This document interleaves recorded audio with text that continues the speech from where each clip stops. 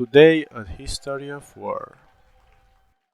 Templars were a Catholic military order founded in 1119 who carried out an important mission to protect European travelers visiting sites in the Holy Land.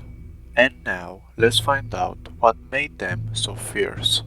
They created a brand new model of holy warrior.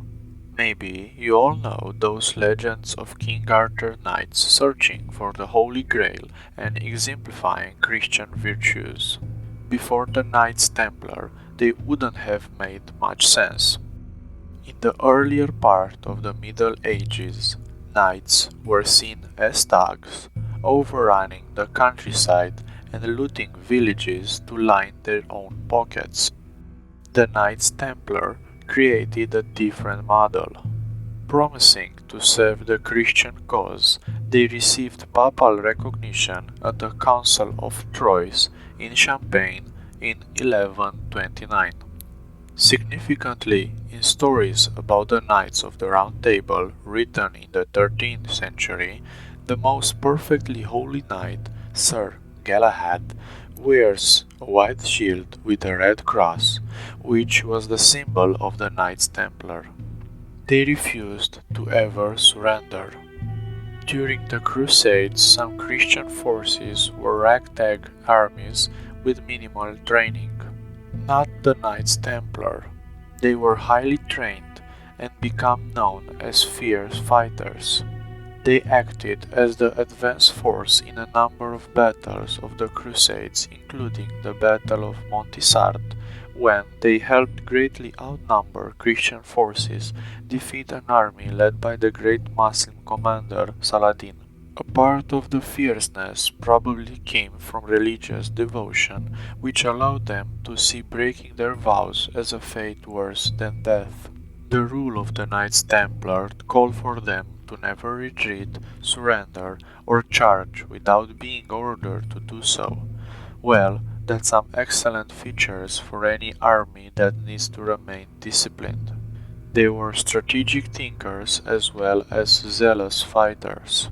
While they were known for their piety and their readiness to fight for the spread of Christianity, the Knights Templar sometimes counseled their fellow crusaders against rash action. European Christians reaching Jerusalem for the first time often wanted to do battle with Muslims as quickly as possible. The Templars, who had been in the area for years and had some friendly relationship with local Arabs, sometimes had to explain that picking up a particular fight wasn't a great idea. Of course, that didn't make the Knights Templar any sort of pacifists. They just wanted to build up bigger armies so that they could effectively crush the Muslim forces. They were so powerful a king went to war with them. Muslim forces retook Jerusalem in 1187, and over the century that followed, the Crusader forces were driven from the Middle East. The Knights Templar established a new central base in Paris, but King Philip IV was not an eager host for them. The king was deeply in debt, and the order refused to grant him any new loans. The knights were also talking about forming their own state in the southeastern France. By this time, the failure of the Crusades and the inviolable wealth of the Templar had diminished their reputation. Where the churches previously stood behind the order, Pope Clement V now sided against them. Their downfall was as dramatic as the rest of their history.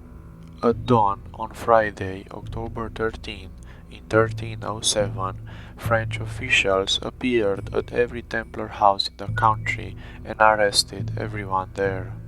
The king had members of the order tortured in true medieval style. Under torture, the Templar confessed to all sorts of sinful and criminal behavior.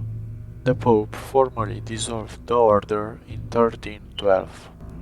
That's all for today, guys. I hope you like it and see you next time.